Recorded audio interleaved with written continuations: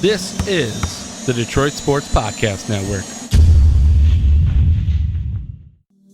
CBD is a game changer sweeping the nation. This hemp extract is the natural way to elevate your mood, eliminate aches and pains, reduce anxiety, and keep you sleeping all night long.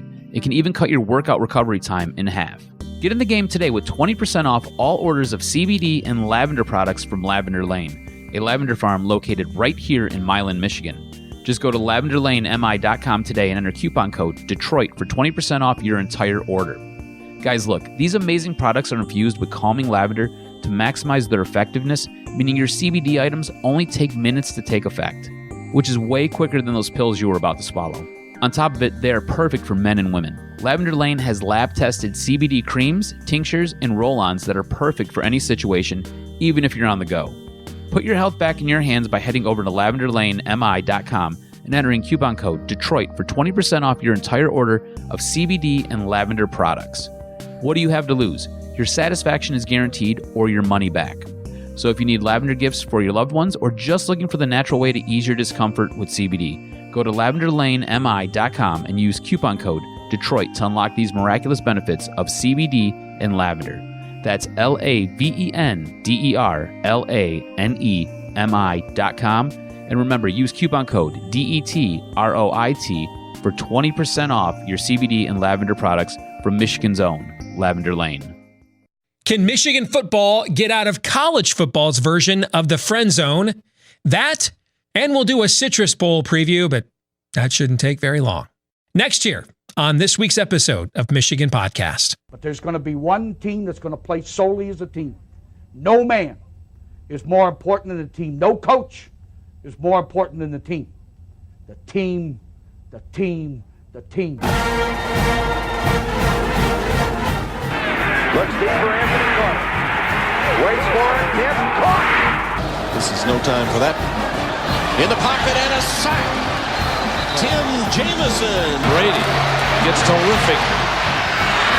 Throws it and a touchdown. Knight again. Schultz just before Brazil got him. And a leaping interception by Woodson. Arbor back to throw over the middle. Caught by Collier at the 5 on his feet. Touchdown, Michigan. On its way. It's good. He's 5'7", 179 pounds, a junior at Michigan. But Jamie Morris packs a wallop, and he delivers for Bo Schembechler. And here's your first play. Pressure coming. Sack. It is Glenn Steele, number 81, who fought his way through the traffic. Option. And Robinson calls his own number, and he's going to score. Oh, an easy touchdown for Robinson and Michigan.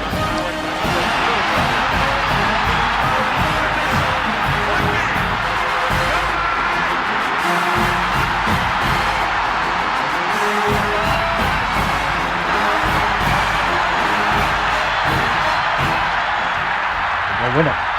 We're going to win the championship again because we're going to play as a team.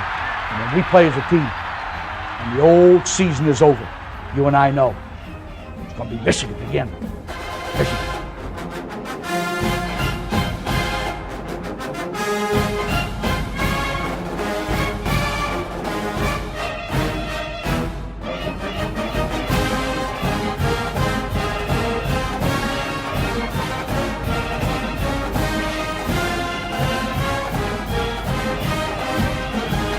Go Blue, Merry Christmas, Happy New Year. I'm Steve Deace. Welcome to this week's episode of Michigan Podcast. It'll be our final one in the 2019 calendar year. We'll take the next couple of weeks off for the holidays and return the week of January the 6th. That's also, by the way, when we're going to debut the bigger 10 episodes, as well as we expand, just like we do here for Michigan, we expand beyond to cover the entire Big Ten Conference each week right here on this YouTube channel at Michigan Podcast. But for now, let's keep our sights centered squarely on the maize and blue, shall we?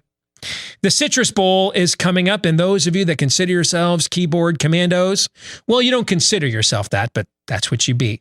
Those of you that are those keyboard commandos, yeah, we bow to no man, like that James Earl Jones clip. Bring on Alabama. Let's measure ourselves.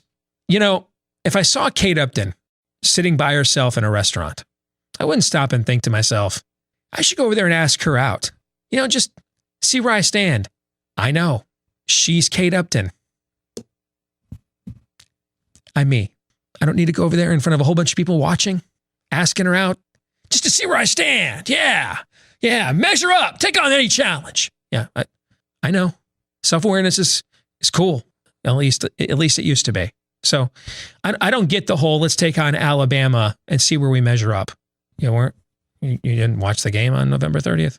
Yeah. I think we know. That's why this Citrus Bowl preview is going to be short. It's going to be a lot of fun talking about this for the next few weeks.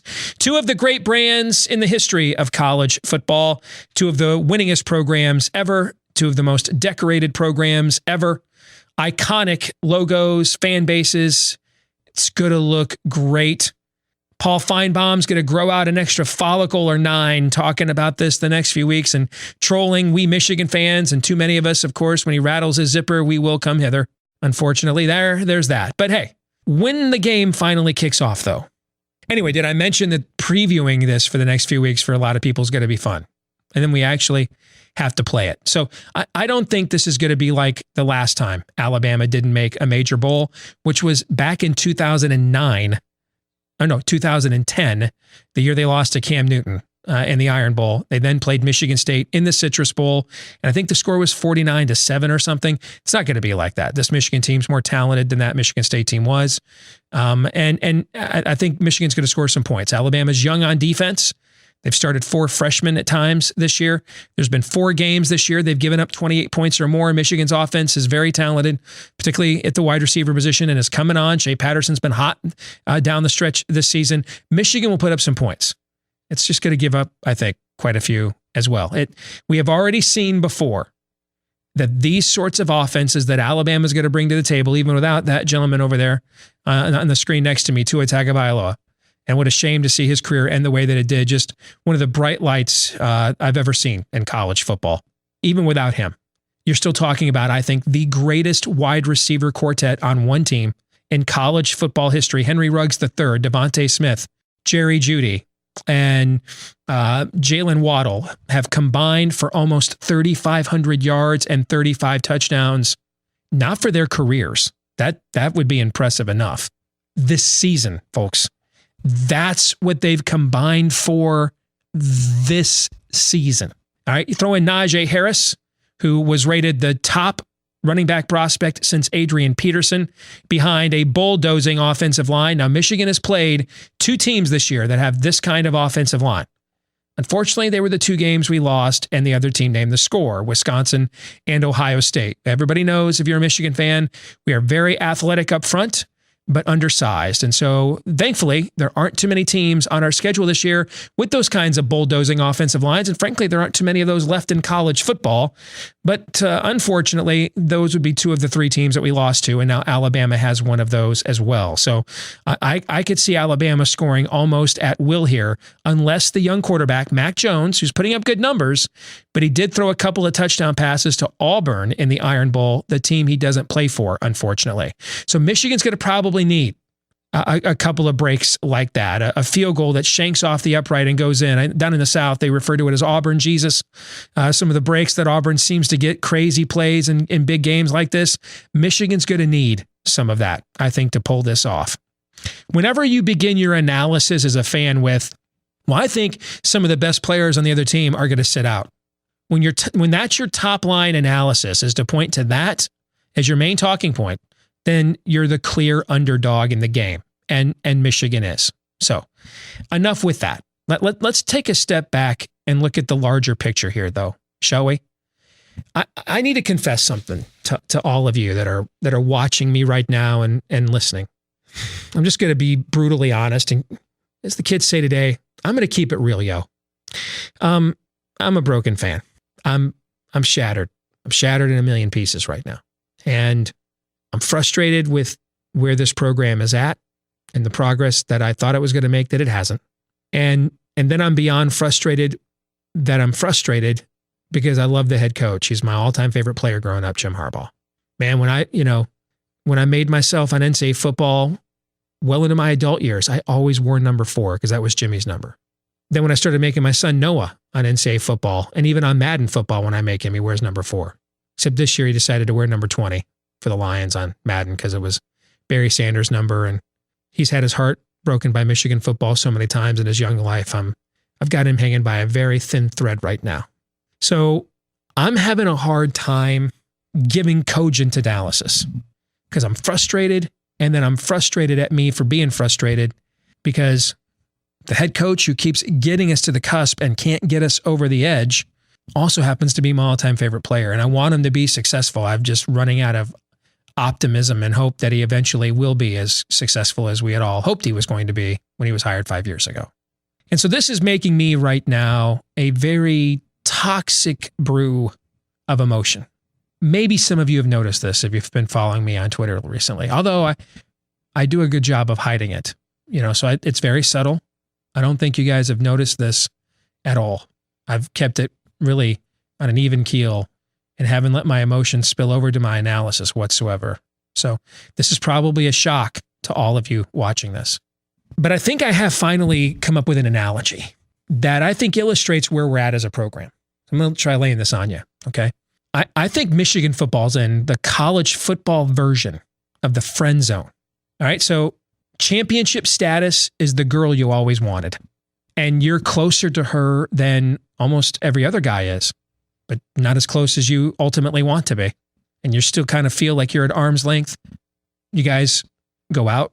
I mean, in any other context, dinner and a movie alone, you'd call this a date, but no, you're just friends hanging out.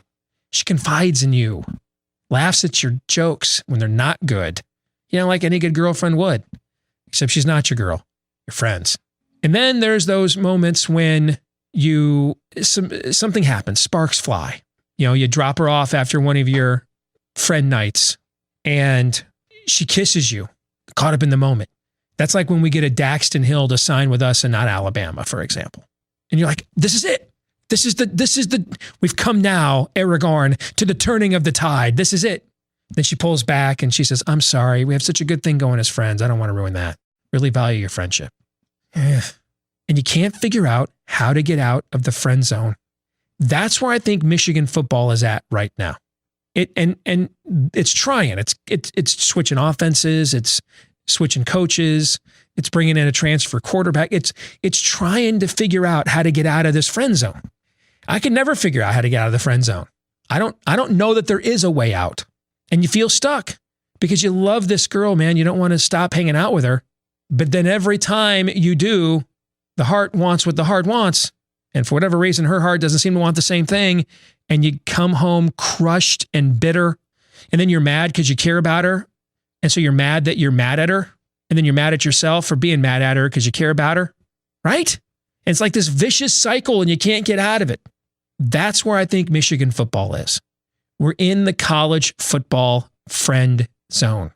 Am I right or am I wrong? We're going to ask Brandon Brown and Michael Spath from WTKA-Ann Arbor and Wolverine Digest what they think of my analogy. And if they agree, do they know of a way out of the friend zone? When we return.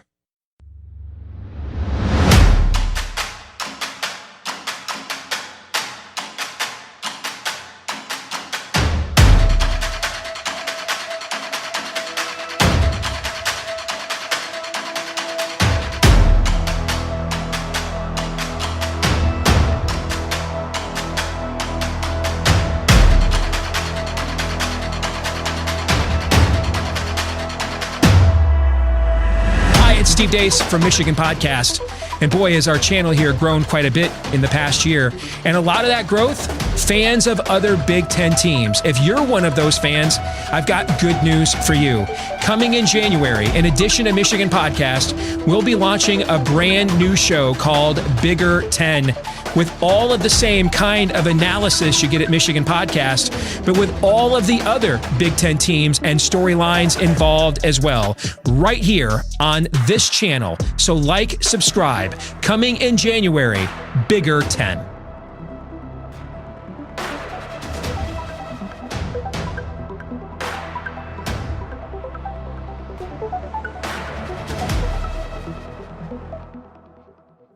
It's now time for the roundtable portion of our episode, and joining us on the Wolverine Digest roundtable here at Michigan Podcast from Wolverine Digest, Brandon Brown, as well as Michael Spath. You can also hear them each weekday morning at WTKA in Ann Arbor. Get that on the iHeartRadio app, by the way, anywhere, I think, literally in this solar system. Gentlemen, it's good to have you with us. Go Blue. Thanks for being on the roundtable. How are you? Good. Very good. Good. Doing good, Steve. Yep. All right. Thank you, Brandon and Michael. I want to take you guys weren't here for the opening of the show. And I want to take you to what I was just sharing with the audience, because I'm pretty broken right now. You know, I'm a big believer in self-awareness, and I'm pretty shattered. I am this very toxic witch's brew of emotion right now, where on one hand, I am beyond frustrated with where Michigan football is at.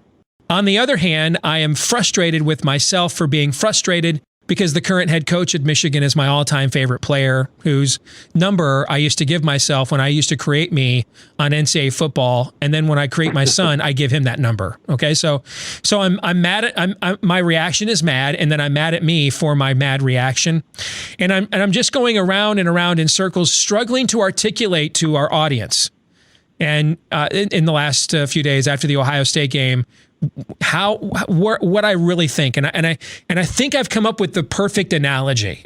Meaning, I don't think the analogy is perfect in and of itself. It's just a perfect description of where I'm at. Okay, so I think Michigan football is in the college football version of the friend zone. Okay, and it's very difficult to get out of the friend zone, and Michigan desperately. It's elite status in college football is like that girl you really want to be with. And you're closer to her than almost anybody else is. She laughs at your jokes. She confides in you. You guys go out to dinner and movies by yourselves.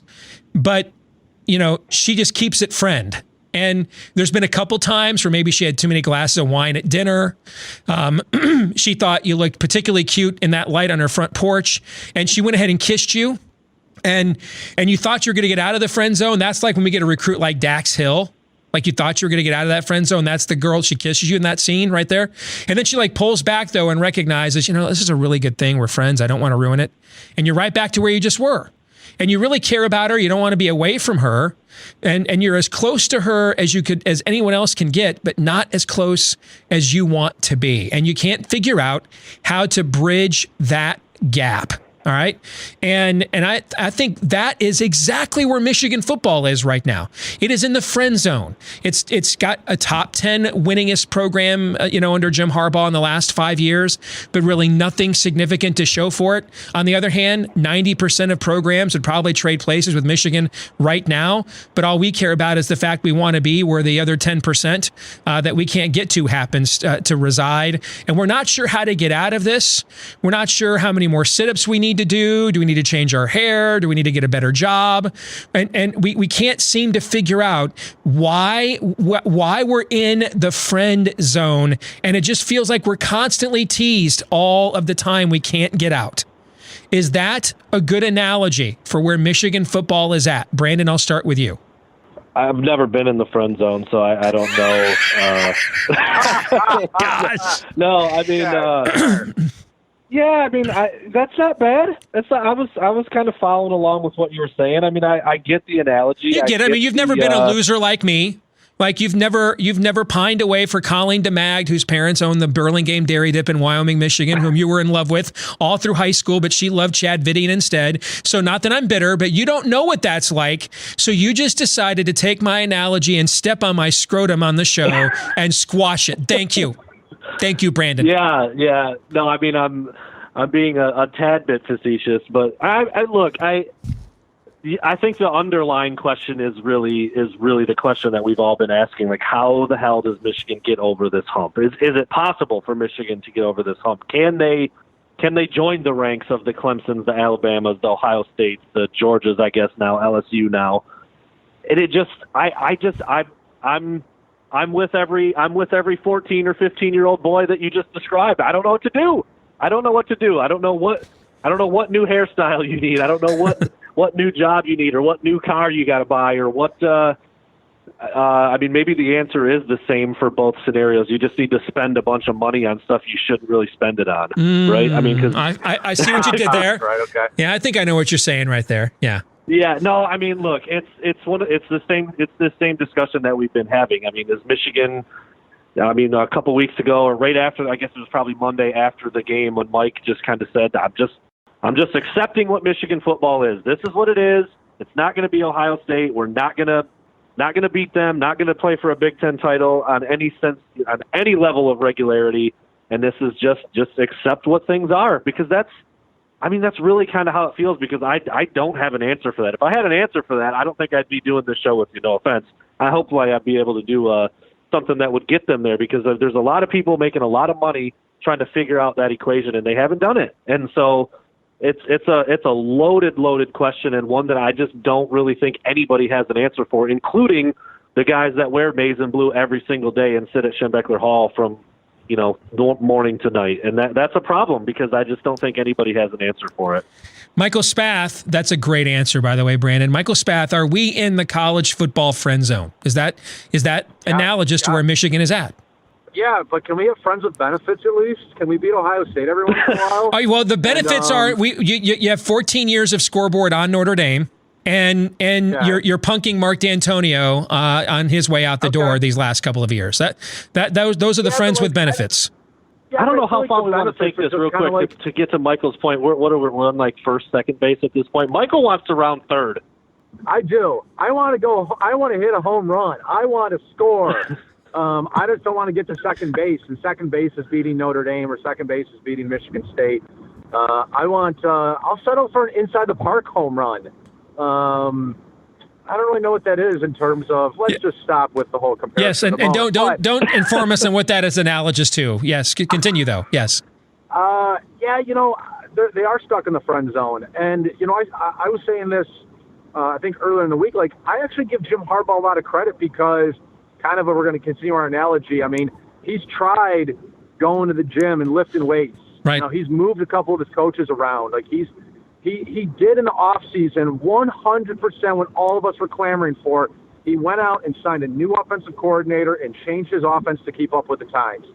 And so he's done a couple of different things. And, the Don Brown argument right now, if whether or not he should be the guy going forward, if that's a significant change, maybe. But, I mean, he's brought in young Sherrone Moore and Campanelli, and before that, Al Washington, young, really good recruiters. He has done the satellite camps. He has done the IMG Academy.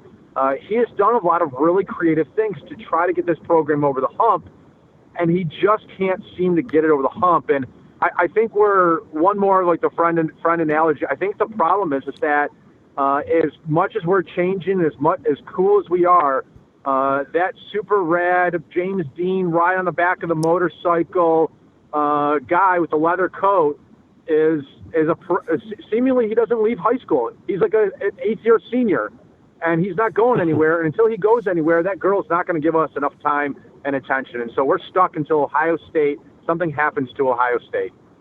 Well, as the great prophet Matthew McConaughey once said in the movie Dazed and Confused, the older I get, the younger they are. But let's continue on. When you look at continuing with this analogy, the quote is, even though I keep getting older, they stay the same age. Oh, is that what it is? My bad. Yeah, because I think you want to stay away from they're getting younger and stay that. As soon as I said that, I thought, I don't think that's right, and that's why I decided maybe we should just move on. I think the comment is, I keep getting older. They stay the same. That makes I keep getting older. Yeah. They stay the same age. That makes more sense. And clearly, I was dazed and confused for so long. It's not true. Yes. All right. Let's continue. So, staying in here though, is there a way? Maxwell Caulfield was in the friend zone in Grease too. All right. Is there a way that you can break the paradigm? Like he did in the culminating scene of Grease 2, where he rides in on the motorcycle at the end and just totally sweeps Michelle Pfeiffer off her feet. Can you do that? Can a transcendent quarterback be the Maxwell Caulfield here in this analogy, where he is the rising tide that lifts all boats? Is that a path out of the friend zone here, Brandon? Your thoughts? I was thinking the exact same thing. I was thinking there's got to be some sort of secret weapon. You gotta have a little bit of an inside track, find out what she really, really, really likes, and then just take that to the next level. I think that's what it is. I think it's a transcendent quarterback, or it's a game change. And Josh Gaddis may turn out to be that game-changing coordinator. I don't know. It didn't look like it for most of the last regular season, but it started to look pretty good down the stretch the last 2 or 3 games of the year. I think maybe him in conjunction with a transcendent talent at quarterback, in conjunction with a couple huge wins on the recruiting trail. I don't know how you get that when you're not winning on the field. That's kind of the chicken before the egg thing. Like, you need really good recruits to win the big game, but you don't get the good recruits unless you win the big game. So it's kind of back and forth with that a little bit. So I think it's possible. I mean, it certainly looks like it with LSU. They were very comparable to Michigan over the last handful of years. A really good team, a lot of good athletes, one of the better defenses in the country. Offense was lagging behind a little bit. I mean, Ed Orgeron isn't going to beat anybody in the top 10 probably in an X's and O's coaching matchup, but he recognized what he needed to do. He went out and identified somebody. He brought in Joe Brady, increased his role, found a quarterback in Joe Burrow, and they're now number 1 in the country. So, yeah, I think it is possible. I mean, the SEC is certainly every bit as hard to rise to the top as the Big Ten is. So we've seen it. We're watching it right now. So I think it absolutely is possible. It seems like a daunting task and an uphill climb. I'm sure LSU fans and media people and everybody would have said the same thing for the last however many years they've been looking up at Alabama. But it's happened, and now they're there, and Alabama's not. So, yeah, I think it is possible. But you really almost have to catch lightning in a bottle, and so far Michigan hasn't been able to do that under Jim Harbaugh or the last couple of coaches. Let's stick with the LSU theme, Michael, because I think what Brandon touched on is very analogous to Michigan's situation. So here you've got an all-time great program. Obviously, it's been elite more recently than Michigan, going back to the Nick Saban, Les Miles era. But it also had this brick wall it could not get beyond.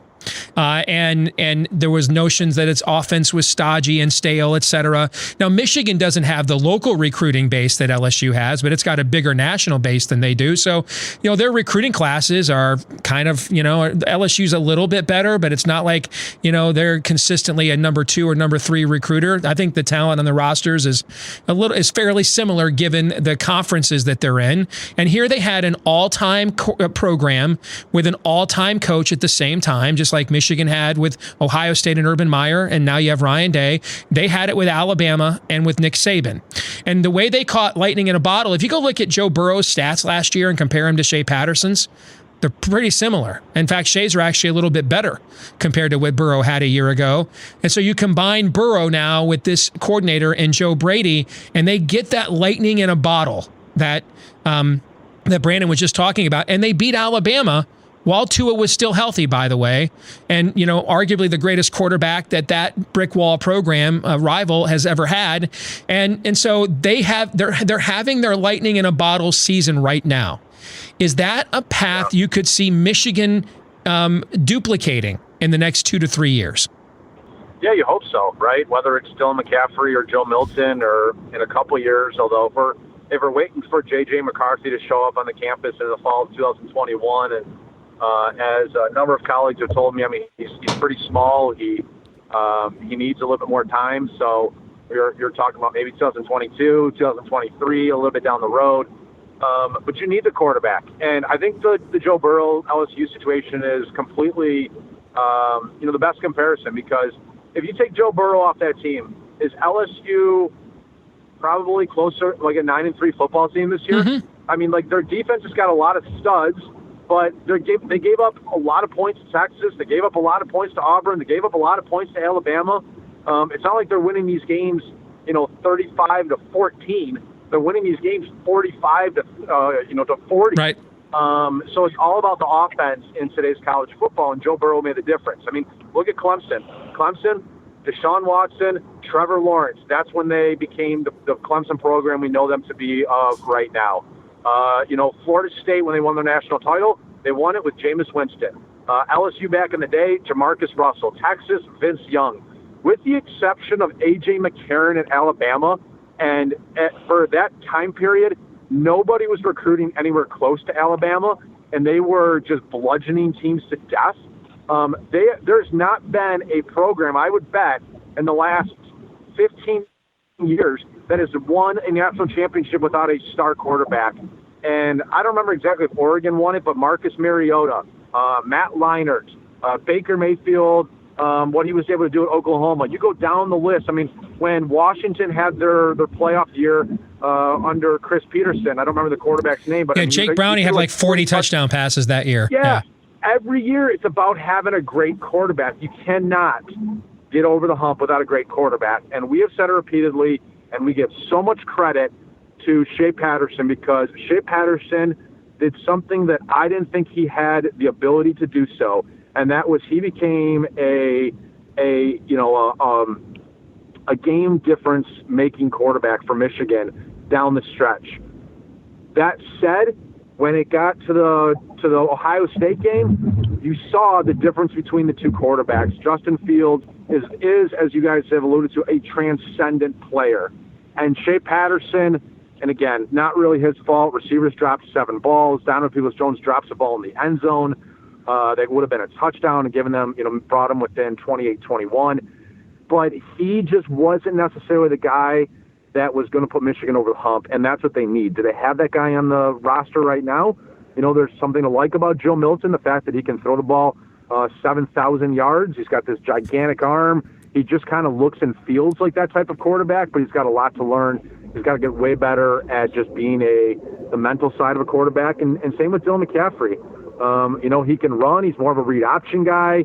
At the same time, I guess Kyler Murray last year for Oklahoma. I mean, who is necessarily the true read option that someone like Dylan McCaffrey would be? That's one. Who's the most recent one? I'm actually thinking here. Maybe Deshaun Watson a little bit. He ran some of that. Yeah. Is that guy on the campus? Yeah. Yeah. Is that guy on this roster? I really hope so. Brandon, that's a question for you. In another life, you covered these guys up close and personal. You scouted them. You were aware of what people thought inside Fort Schembechler when guys like Dylan McCaffrey came in and Joe Milton. You know what the national folks at Rivals thought when they were coming out of high school and being recruited. Based off of your foreknowledge, your prior knowledge of that, do you think, given the offense Michigan is running now, and the way you've seen them develop physically, I mean, first of all, Joe Milton looks like an Orange Theory fitness commercial. And Dylan McCaffrey, you looked and thought, that kid likes to run with that body type. He's not going to last 5 minutes. He's developed physically as well, although he has taken some vicious hits the last 2 years that have knocked him out for extended periods of time.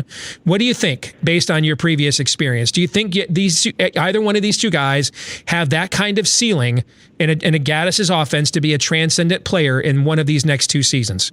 I think it's a really hard question to answer. I mean, physically, Joe Milton is everything. I mean, if you could make a quarterback in a laboratory, right, it's Joe Milton. I mean, he's 6'5", he's 230 plus. He can run. He can. I mean, he might be able to throw the ball farther than any quarterback in the country. That's not hyperbole. I would put him in that contest and expect him to do very well. That said, that's not all that you need to be able to do to play the quarterback position. We all know that. I mean, the guys who do it at an extremely high level are not the most gifted and talented players in most cases. All the way up to the NFL, you can say that. So, I mean, we simply haven't seen enough of Milton at all to know that. McCaffrey we've seen a little bit of, but even what we've seen of him has been very limited. I mean, going back to high school, I always thought that Dylan McCaffrey was going to struggle a little bit with his arm strength. Now, he has put on some weight. He's gotten bigger and stronger. He is a very good runner. Those are all he's very smart. He's a student of the game. We've heard all about how seriously he took things when he was the scout team quarterback. So he's got some of those intangibles. He's from a football lifer type of family. So you wonder how that will eventually look on the field. I don't know. I mean, I know I was pretty excited when Joe Milton I was pretty excited when Michigan landed Joe Milton, and I know people inside of that building were like, remember this day, Joe Milton is the kind of talent that can take a team to the promised land. And I think that's true. I think he is the type of talent, but talent's not enough.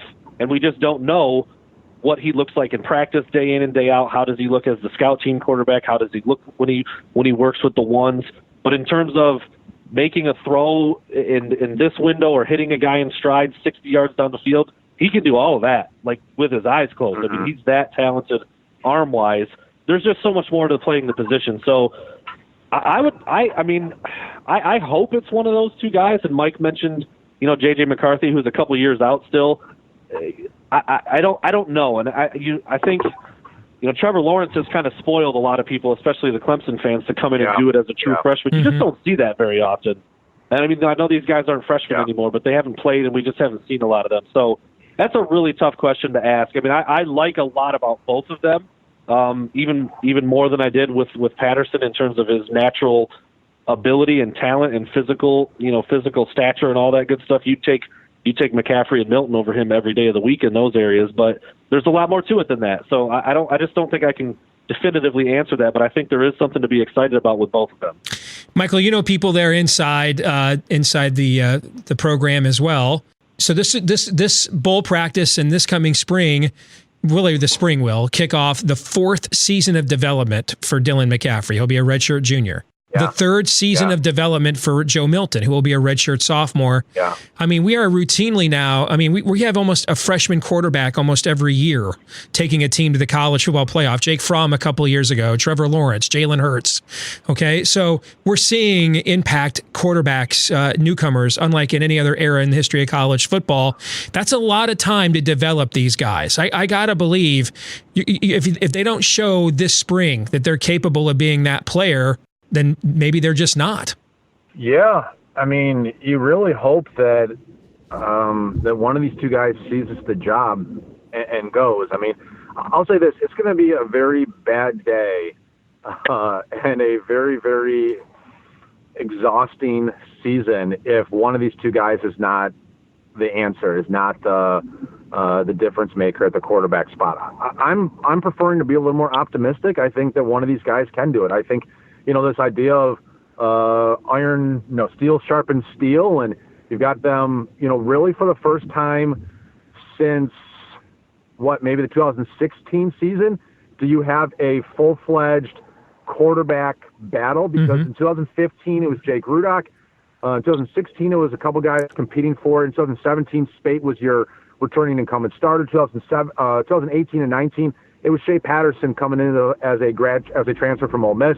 So now you really have a true competition between two guys, and I think that should bring out the best in them. And I'm excited about it. I am too. I'd love to get a little bit of a preview of it in the bowl game, but unfortunately playing Alabama, I don't think that really is going to allow for these two guys to get a lot of meaningful playing time. So I think the first time we really see them is going to be, I don't know what September or what Saturday it is in September, or what the date is, but that first Saturday at Washington.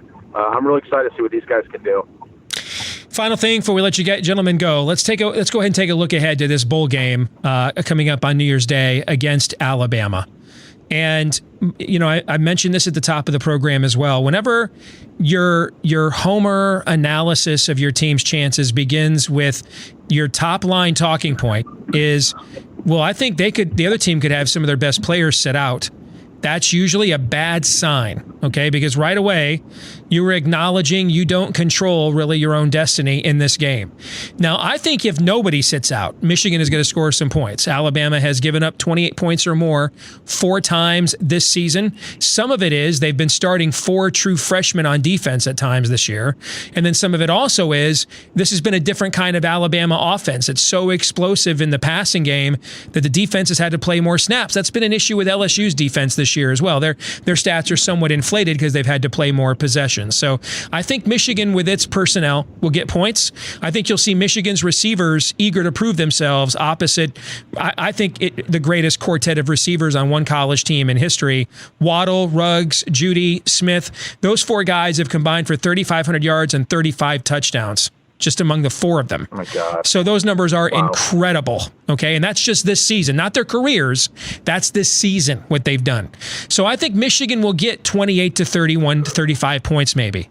What I really wonder about, though, is on the other side of the ball. It's the exact same kind of offensive line that Michigan faced against Ohio State and Wisconsin. And you saw come off the ball, physical, maul Michigan up front, run the ball at will. I could see Najee Harris, who's a big physical running back in the Adrian Peterson mold. I could see him taking advantage of that. And you know, in these big games against great receivers, we play this you got him coverage under Don Brown. And I just don't know how many stops Michigan's going to get in this game. What's your read of that, Brandon? So you're saying Alabama has really good players at every position. I'm shocked by that development. Yes. I mean, it's true. It's why all week long, Mike and I have been talking on the radio that we don't think Michigan can win this game, and why Michigan fans have been like, "What's wrong with you? You're crazy. Be a fan." I'm like, okay, put $1,000 on the game. Nah, I'm good. I'm good on that. Yeah, it's because Alabama has recruited better than anybody in the country for a decade, and even if 6 or 8 of their guys sit out, guess what? They just replace them with another 4 or 5 star player who is going to be an All-American in 2 years and go in the first round of the NFL. Like, I mean, it's a giant hill to climb when you're facing a team that's that loaded. And I agree with you, Steve. I mean, like, the two teams that kind of look like Alabama in terms of up front and with a running back this year were Wisconsin and Ohio State, and they both ran for more than 200. One guy ran for more than 200 yards against Michigan in both of those games, Jonathan Taylor and J.K. Dobbins. Oh, by the way, the greatest quartet of wide receivers ever assembled, as you put it, is on the outside. So if you want to sell out against the run, well, then good luck dealing with those guys that are some of the fastest, most explosive players in the country. So now, granted, they don't have Tua, and that does make a difference. Mac Jones isn't exactly a slouch, but he's also not being billed as potential top 3 pick in the NFL draft. So any way you slice it, whether it's a fully loaded, full-strength Alabama team or a couple guys sit out or all their eligible guys sit out, I mean, they're still going to be as good as any team that Michigan can play. The one thing I'm a little concerned about is that I would assume, I haven't looked back at how many years all of their assistants and all their coaches and staffers have been there. We obviously know Saban's been there for a long time, but the high majority and all of the players on that entire team have never played in a bowl game where they're not trying to get a national title. Mm-hmm. And I think that's a big deal. I don't know what, their mentality going in is like, wait a minute, this is just the last game of the year, then we're just done? Like, what do we do after that? I mean, that's a genuine thought that some of them are going to have. They're going to be sitting at home watching the other teams playing for a championship, and they've never done that before. So there's a lot of interesting angles to look at in this one. I just don't know if it's going to matter. I really don't. I mean, I hate saying that, but that's how I feel. I think you're right. I think Michigan will be able to score. This is not, the most dominant defensive Alabama team we saw a few years ago where they were scoring. Yeah, this isn't going to be 49-7 like when Michigan State played Alabama in the Citrus Bowl 10 years ago. We're going to score more points than that. Right. Yeah.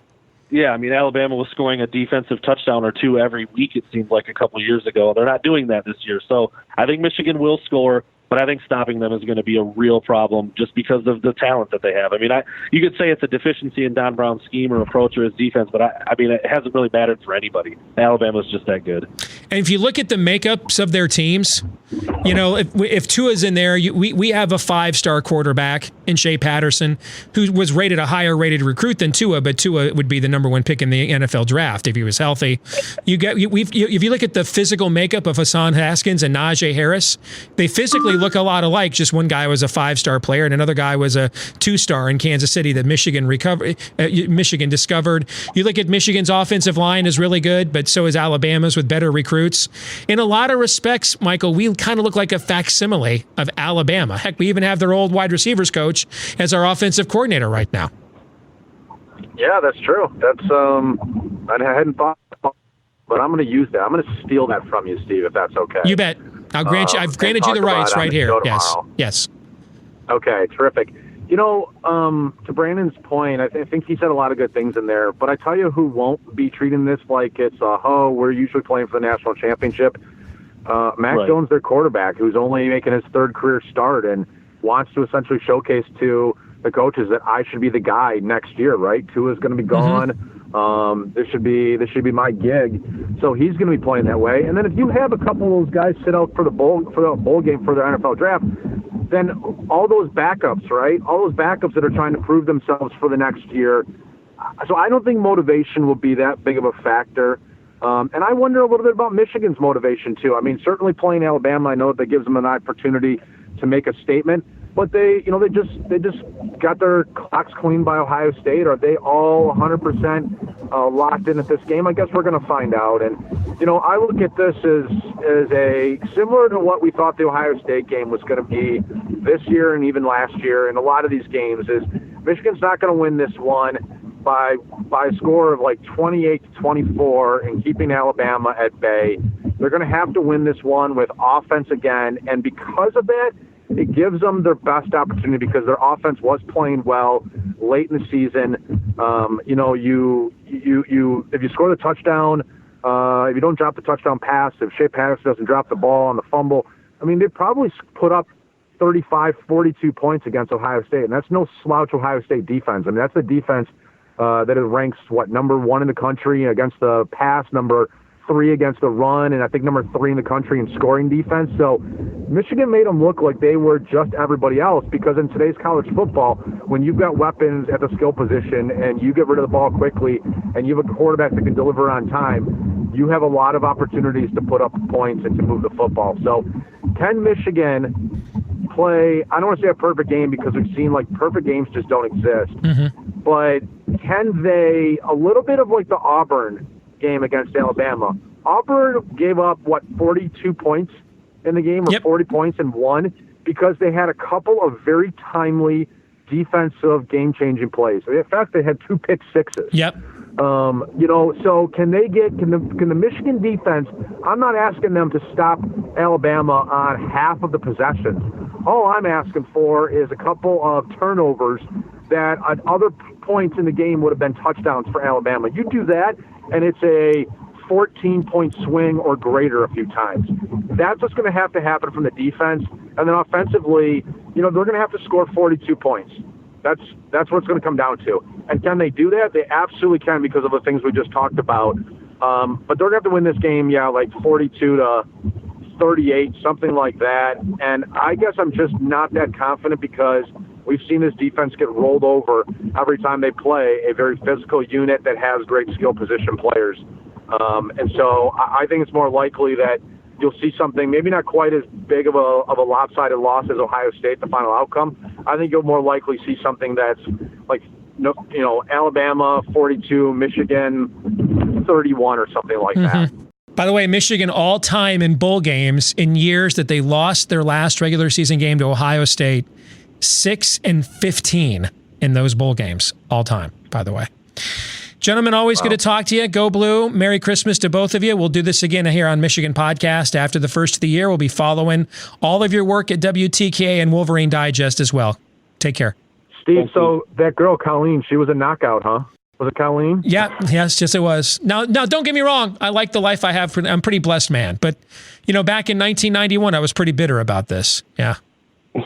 Well, Steve, I'm going to make you feel a little bit better. Ready? So the girl that I chased after, and then I actually kind of ended up, whatever you want to call high school dating a little bit, turned out to go the other direction and married a woman. So if that helps, I'm here for you. Wow, you drove her to the other side of the species. That was the influence you had. Is that what you're saying? That's what I'm saying. Yeah. I think so. I think that does help a little bit. I'm not going to lie, Michael. Dating. Michael, I'm not going to lie. After what Brandon just did to me, that does help a little bit. Thank you. Okay. All right. Okay. Thanks, man. I'm glad to. Yeah, absolutely. That's what I'm here for. All right. And come back. Feel free on a weekly basis to bear more embarrassing highlights from your past to make us feel better. I'm fine with that being a regular segment, in fact. Hey, I would love to. Nice. I'd love to, man. I've had some tough things happen to me with the ladies, but like you, I have now scored an A+, married an incredible girl. And both of you, by the way, are about to be fathers, not very far apart from one another. So I'm glad that came up. I don't want to be remiss here. Congratulations to both of you on pending fatherhood. Coolest thing I've ever done in my life is being a dad. So I'm very, very happy for both of you that you're going to get to join the fraternity here soon. Congratulations. Thank you, man. Yeah, by the time we talk next, we both might be dads, so that would be really cool. There you go. That would be really cool. It's kind of mind-blowing now. It makes it feel like it's really close to home, doesn't it? Yes, it does. Yeah. It does. It does. Well, congratulations. And remember, right, in the delivery room, say nothing. say nothing. Just hold her hand and tell her she's doing a great job. Yes. Speak only when spoken to. Yes. There you go. Okay. Right. Yep. That sounds. All right. Take care. Sounds like my marriage. All right. Merry Christmas. Take care. Bye-bye. Bye, guys. Michigan Podcast brought to you by Wolverine Digest, now part of Sports Illustrated. That's right, the SI.com network.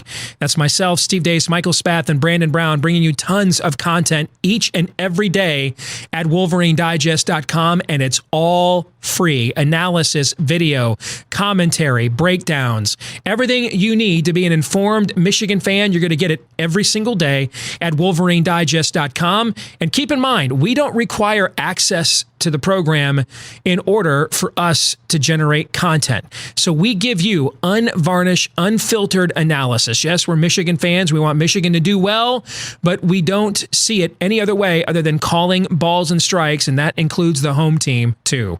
Go to WolverineDigest.com now. This week's Twitter poll question, because as I said to you at the top, I am broken. I am shattered. So I am now asking questions like this. Do you believe you will ever live to see Michigan football make it to the Big Ten championship game? Ever. 60% of you, Bo, bless your little hearts, still holding out hope. Keep hope alive. Keep hope alive. As for me, as Air Supply once sang, I'm all out of love. I'm so lost without you. And I'm going to pretend I don't know the rest of the lyrics to that song, so I don't have my dude card revoked. But I'm voting no. It's already been 1/3 of my life, 15 years, since Michigan last won a championship. They've never made it to Indianapolis. I think there's a realistic chance, I don't know how realistic it is, but it's not crazy, that the conference championship games could eventually go away in lieu of an 8-team playoff. So I don't think it's going to ever happen. So sadly, I'm a no. Which brings us to this week's question of the week. Can we switch to basketball already? Asks Brian. Yes, we can. In fact, we'll be switching to basketball when we return. After a Christmas nap, we'll be back after the holidays in January. The week of January 6th, we'll talk about the bowl game on the off chance Michigan won. More than likely, we're going to pretend that it never occurred, and we'll just go right into basketball, okay? Everybody have a great Christmas holiday. Forgive my brokenness. I'm shattered.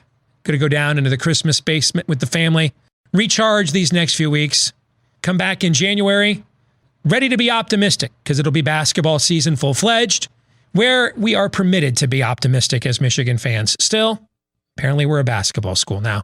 Want to thank all of you for tuning in. Don't forget to like, subscribe, rate, whichever platform you access us, whether that's YouTube or iTunes, Stitcher, Google Play, etc. All of those are appreciated. And don't forget, again, the Bigger 10 episodes begin the week of January 6th as well. That'll be a ton of fun. Merry Christmas, Happy New Year to all of you. Until we see each other next year, go Blue.